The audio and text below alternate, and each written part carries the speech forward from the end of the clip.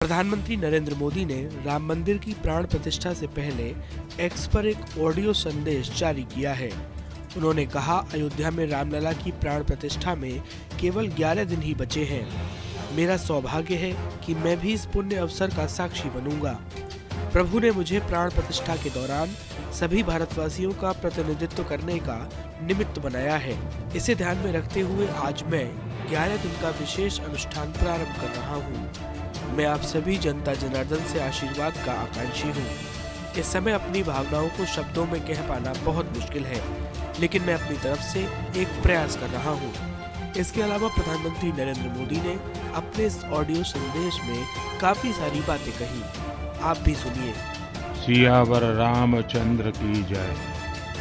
मेरे प्यारे देशवासियों, राम राम। जीवन के कुछ क्षण ईश्वरीय आशीर्वाद की वजह से ही यथार्थ में बदलते हैं। आज हम सभी भारतीयों के लिए, दुनिया भर में फैले राम भक्तों के लिए ऐसा ही पवित्र अवसर है। हर तरफ प्रभु श्री राम की भक्ति का अद्भुत वातावरण, चारों दिशाओं में राम नाम की धून, राम भजनों की अद्भुत सौंदर्य माधुरी। हर किसी को इंतजार है 22 जनवरी का, उस ऐतिहासिक पवित्र पल का। और अब अयोध्या में रामलला की प्राण प्रतिष्ठा में केवल 11 दिन ही बचे हैं। मेरा सौभाग्य है कि मुझे भी इस पुण्य अवसर का साक्षी बनने का अवसर मिल रहा है। ये मेरे लिए कल्पनातीत अनुभूतियों का समय है। मैं भावुक हूँ, भाव विह्वल हूँ। मैं पहली बार जीवन में इस तरह के मनोभाव से गुजर रहा हूँ। मैं एक अलग ही भाव भक्ति की अनुभूति कर रहा हूँ। मेरे अंतर मन की ये भाव यात्रा मेरे लिए अभिव्यक्ति का नहीं, अनुभूति का अवसर है। चाहते हुए भी मैं इसकी गहनता, व्यापकता और तीव्रता को शब्दों में बांध नहीं पा रहा हूं। आप भी भली भांति मेरी स्थिति समझ सकते हैं। जिस स्वप्न को अनेकों पीढ़ियों ने वर्षों तक एक संकल्प की तरह अपने हृदय में जिया, मुझे उसकी सिद्धि के समय उपस्थित होने का सौभाग्य मिला है। प्रभु ने मुझे सभी भारतवासियों का प्रतिनिधित्व करने का निमित्त बनाया है। निमित्त मात्रम भव सव्यसाची। ये एक बहुत बड़ी जिम्मेदारी है। जैसा हमारे शास्त्रों में भी कहा गया है, हमें ईश्वर के यज्ञ के लिए, आराधना के लिए स्वयं में भी दैवीय चेतना जागृत करनी होती है। इसके लिए शास्त्रों में व्रत और कठोर नियम बताए गए हैं, जिन्हें प्राण प्रतिष्ठा से पहले पालन करना होता है। इसलिए आध्यात्मिक यात्रा की कुछ तपस्वी आत्माओं और महापुरुषों से मुझे जो मार्गदर्शन मिला, उन्होंने जो यम नियम सुझाए हैं, उसके अनुसार मैं आज से 11 दिन का विशेष अनुष्ठान आरंभ कर रहा हूं। इस पवित्र अवसर पर मैं परमात्मा के श्री चरणों में प्रार्थना करता हूं, ऋषियों, मुनियों, तपस्वियों का पुण्य स्मरण करता हूं और जनता जनार्दन जो ईश्वर का रूप है, उनसे प्रार्थना करता हूं कि आप मुझे आशीर्वाद दें, ताकि मन से, वचन से, कर्म से मेरी तरफ से कोई कमी ना रहे।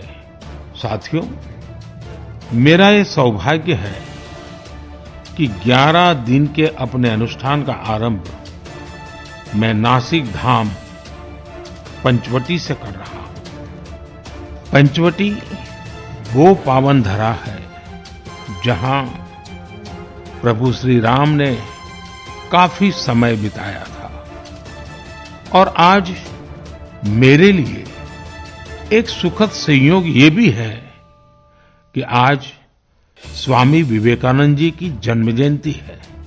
ये स्वामी विवेकानंद जी तो थे जिन्होंने हजारों वर्षों से आक्रांतित भारत की आत्मा को झकझोरा था।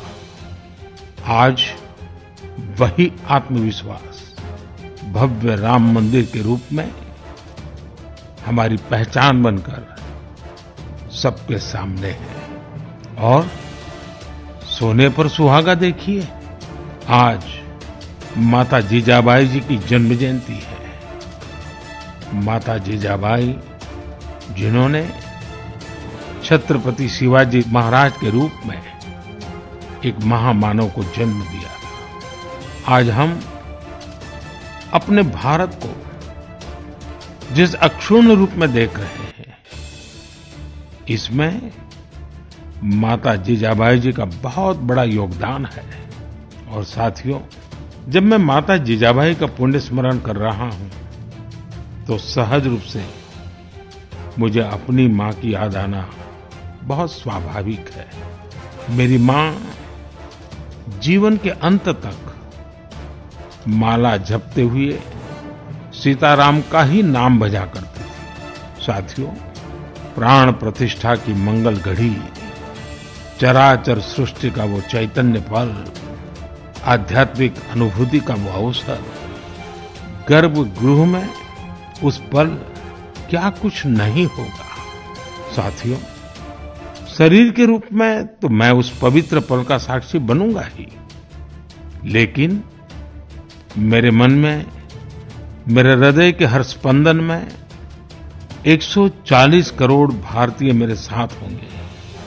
आप मेरे साथ होंगे, हर राम भक्त मेरे साथ होगा और वो चैतन्य पल हम सबकी साझी अनुभूति होगी। मैं अपने साथ राम मंदिर के लिए अपने जीवन को समर्पित करने वाले अनगिनत व्यक्तित्वों की प्रेरणा लेकर जाऊंगा। त्याग तपस्या की वो मूर्तियां, 500 साल का धैर्य, दीर्घ धैर्य का वो काल, अनगिनत त्याग और तपस्या की घटनाएं, दानियों की, बलिदानियों की गाथाएं, कितने ही लोग हैं जिनके नाम तक कोई नहीं जानता, लेकिन जिनके जीवन का एकमात्र ध्येय रहा है भव्य राम मंदिर का निर्माण। ऐसे असंख्य लोगों की स्मृतियां मेरे साथ होगी। जब 140 करोड़ देशवासी उस पल में मन से मेरे साथ जुड़ जाएंगे और जब मैं आपकी ऊर्जा को साथ लेकर गर्भगृह में प्रवेश करूंगा तो मुझे भी एहसास होगा कि मैं अकेला नहीं, आप सब भी मेरे साथ हैं।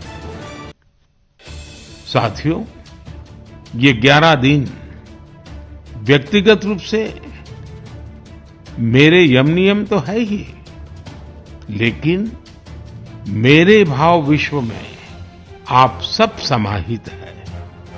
मेरी प्रार्थना है कि आप भी मन से मेरे साथ जुड़े रहें। रामलला के चरणों में मैं आपके भावों को भी उसी भाव से अर्पित करूंगा जो भाव मेरे भीतर उमड़ रहे हैं। साथियों, हम सब इस सत्य को जानते हैं कि ईश्वर निराकार है, लेकिन ईश्वर साकार रूप में भी हमारी आध्यात्मिक यात्रा को बल देते हैं। जनता जनार्दन में ईश्वर का रूप होता है, ये मैंने साक्षात देखा है, महसूस किया है। लेकिन जब ईश्वर रूपी वही जनता शब्दों में अपनी भावनाएं प्रकट करती है, आशीर्वाद देती है, तो मुझ में भी नई ऊर्जा का संचार होता है। आज मुझे आपके आशीर्वाद की आवश्यकता है। इसलिए मेरी प्रार्थना है कि शब्दों में, लिखित में अपनी भावनाएं जरूर प्रकट करें, मुझे आशीर्वाद जरूर दें। आपके आशीर्वाद का एक एक शब्द मेरे लिए शब्द नहीं, मंत्र है। मंत्र की शक्ति के तौर पर वो अवश्य काम करेगा। आप अपने शब्दों को, अपने भावों को नमो ऐप के माध्यम से सीधे मुझ तक पहुंचा सकते हैं। आइए हम सब प्रभु श्री राम की भक्ति में डूब जाएं। इसी भाव के साथ आप सभी राम भक्तों को कोटि कोटि नमन। जय सिया राम, जय सिया राम, जय सिया राम।